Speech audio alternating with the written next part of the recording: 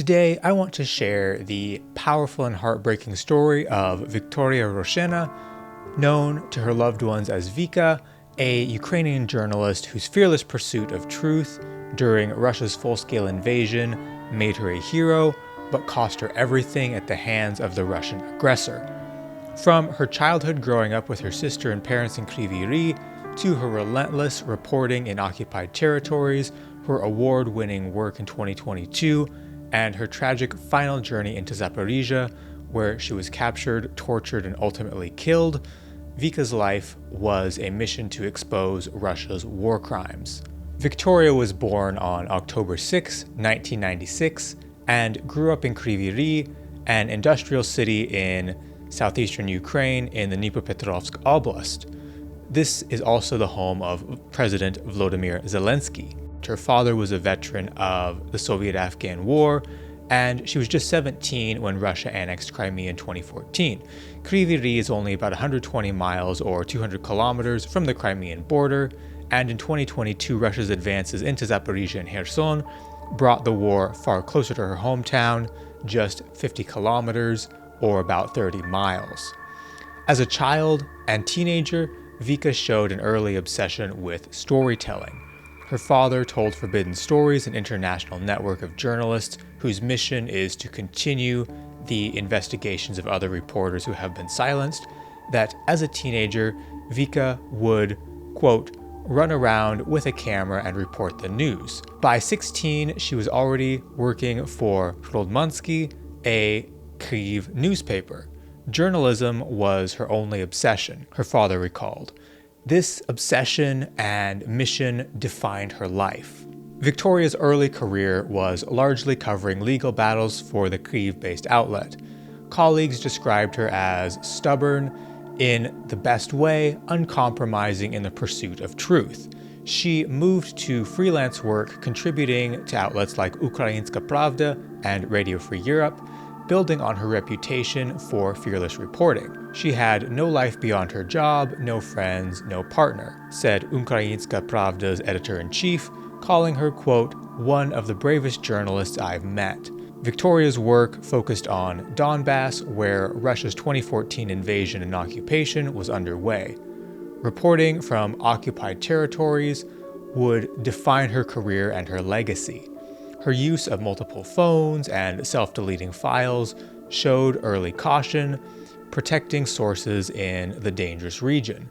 By 2022, Vika was poised to become a singular voice in the war's darkest corners, these information black holes that Russia created. When Russia launched its full-scale invasion on February 24, 2022, Viktoriia's mission crystallized. Quote, since February 2022, the life of every Ukrainian has changed, she said in a video message noting that journalists became, quote, soldiers for truth.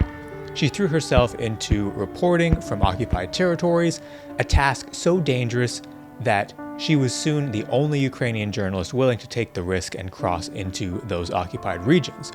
Her stories for Hromadske, Ukrainska Pravda, and Radio Free Europe exposed Russia's brutality, giving voice to those silenced under occupation.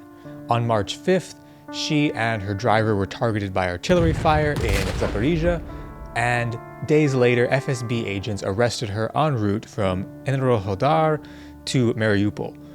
Held for 10 days, she was forced to record a propaganda video thanking the Russians for, quote, saving her. Released after public outcry, she returned to Kryvyi Rih. Her colleagues urged her to seek therapy, but Viktoriia refused to stop. Her father pleaded with her to remain in Kryvyi Rih, but her drive to expose Russian war crimes and share the truth of the occupation was too strong, and she would soon return to her work. Viktoriia's 2022 reporting was extraordinary. She exposed the intimidation of workers at the Zaporizhia nuclear power plant, where Russia held many hostage, forcing them to sign with the Russian State Atomic Energy Corporation, Rosatom. She investigated the murder of two 16-year-old boys shot by Russians in Berdyansk for resisting occupation. She reconstructed their final day with chilling detail. Her report on the Wagner Group's war crimes and the January 14th, 2023, Russian missile strike on Dnipro that killed 46 civilians showcased her range and her passion for detailing the horrors of Russia's full-scale invasion. She wanted to provide information about how those cities were living under siege. Her bravery and her dedication earned her the 2022 Courage in Journalism Award from the International Women's Media Foundation. Unfortunately, she was unable to attend the Los Angeles ceremony, but Viktoriia sent a video message. She said, quote, "We have remained faithful to our mission to convey the truth, countering Russian propaganda. Many journalists have died. I dedicate this award to them." End quote. The award, announced in November, cemented her as a global symbol of press freedom, but Viktoriia stayed focused on the war. Rodmatsky, citing her risks, stopped collaborating, so she decided to go freelance, selling stories to outlets eager for her unmatched access. By 2023, Viktoriia's mission grew even bolder. She set her sights on Zaporizhzhia's occupied territories. This informational black hole was home to secret black sites, which were largely basements and factories where Russian FSB agents tortured civilians. Viktoriia aimed to expose these, compiling a list of Russian torturers, including FSB operatives. "You can only understand the whole picture by going there," she wrote before her trip, ignoring warnings from people telling her not to go. On July 24, 2023, Viktoriia left Kyiv, traveling through Poland, Latvia, and entering Russia in order to reach the occupied city of Melitopol. It was her fourth trip into occupied territory. On August 3, 2023, Viktoriia's phone went silent near the Zaporizhzhia nuclear power plant. Forbidden Stories, citing contacts, believes that she was captured in Enerhodar, possibly detected by a drone or security camera. Her father raised the alarm when she stopped responding, but for months her fate was unknown. She simply had disappeared. Russia's defense ministry confirmed her detention in April 2024, 9 months after her capture, offering no reason or explanation. Viktoriia, held without charges or a lawyer, became one of 112 Ukrainian journalists captured since the start of Russia's invasion in 2014. Her capture marked the start of a horrific and harrowing ordeal. Viktoriia's 14-month captivity was truly a descent into hell. What she went through has been pieced together by Forbidden Stories, The Guardian, and others through cellmates and witnesses who saw some of what she went through and even spoke to her in prison. After her capture, she was held in Enerhodar's police station, then moved to an unofficial prison in Melitopol called the Garages, a torture facility in Melitopol's industrial district.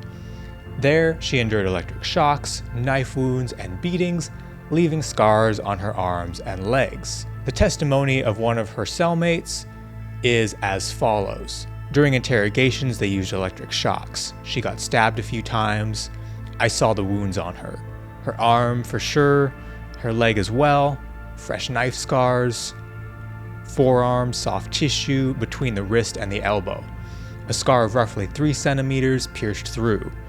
She said to one guy, she called him a jerk, was completely brutal, completely unhinged. On her leg, above the heel, I saw that too, a 5-centimeter wound.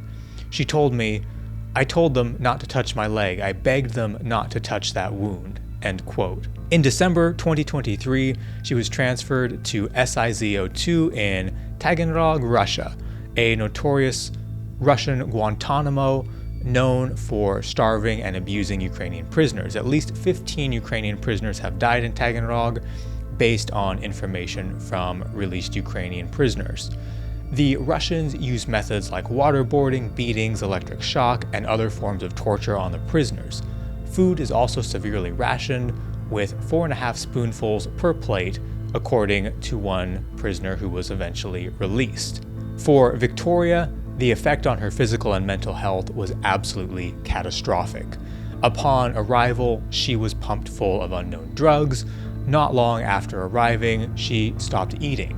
She never officially declared a hunger strike, but she simply began to refuse food. Her cellmates would talk to her, but she just wouldn't respond. One of her cellmates described her as absolutely terrified. Viktoriia would lie curled up in a fetal position on the floor behind a curtain that screened the toilet, out of sight of the guards. Her weight dropped to 30 kilograms or about 66 pounds. Her cellmate recalled she could stand up, but only with me helping, as she was in such a state that she could not even lift her head off the pillow. I would prop her up and she would grab the top bunk and pull herself upright. In June, her condition had deteriorated so much that she was carried out on a stretcher.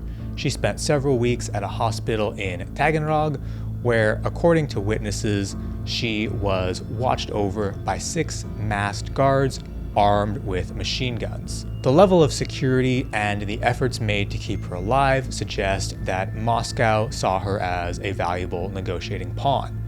In July, she was reportedly sent back to Taganrog with an IV drip in her arm. She continued to refuse food once she returned to the prison. The head of the prison asked her cellmates what she liked to eat, and separate meals were cooked for her. Witnesses say she was offered bananas and sweets. Thanks to the intense international pressure and the intervention of Pope Francis through back channels, Viktoriia was scheduled to be released in September of 2024. In late August, she was allowed a 4-minute phone call with her parents. She spoke Russian to them, and an officer was present with her. Her father urged her to eat. She told him the news that she was supposed to be released soon. Her final words to her parents were, quote, "Well, that's it. Bye-bye. Mom, Dad, I love you." On September 8th, 2024, Viktoriia was removed from her cell, and it was assumed to be for the prisoner swap scheduled for September 13th. She was meant to go to Moscow's Lefortovo prison, but on September 19th, Russia claimed that she had died during the transfer, offering no cause. A cellmate later heard a guard say, quote, "It's her own fault." Her body returned in February of 2025 among 757 other Ukrainian casualties, bore torture marks, electric burns, a broken rib, a shaved head, and missing organs, brain, eyes, and trachea, possibly to hide strangulation. Labeled, quote, "unidentified male with SPAS, aka heart failure," her body required multiple DNA tests to confirm her identity. Her father, refusing to accept her death, demands answers, but Russia continues to be silent. Viktoriia's death is the first confirmed death of a Ukrainian journalist in Russian captivity, and it has sparked global outrage. The Committee to Protect Journalists condemned Russia, while Ukraine's foreign ministry called for action against civilian detentions. Forbidden Stories launched the Viktoriia Project, uniting 45 journalists from 12 outlets, including The Guardian and Ukrainska Pravda, to continue her work. Their April 2025 report exposed Russia's torture network, interviewing ex-prisoners and detailing Viktoriia's path. Quote, "Vika was a witness to history," the project declared, vowing to pursue justice. Her story is a call to investigate Russia's war crimes, ensuring her sacrifice was not in vain. Viktoriia's life shows journalism's power to challenge oppression, even at the ultimate cost. Her reporting pierced Russia's blackout, exposing atrocities Russian propagandists are trying to bury. Her torture and death underscore the war's brutality. 33 journalists still remain in Russian captivity.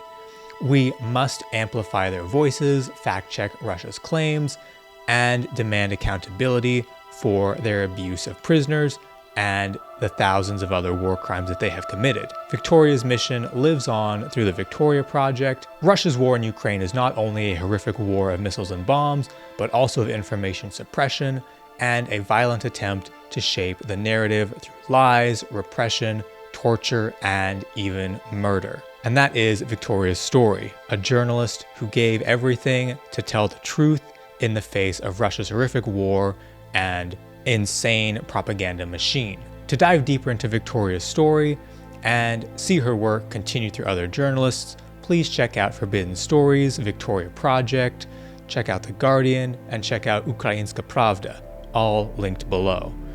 If you find these deep dives helpful and useful, consider subscribing to the channel and hitting that like button for more content like this. Next week, I'm going to be looking into Patrick Lancaster, who in many ways is the opposite of Viktoriia. He is an American who chose to embrace Russian lies and create the very type of propaganda that Viktoriia gave her life to expose.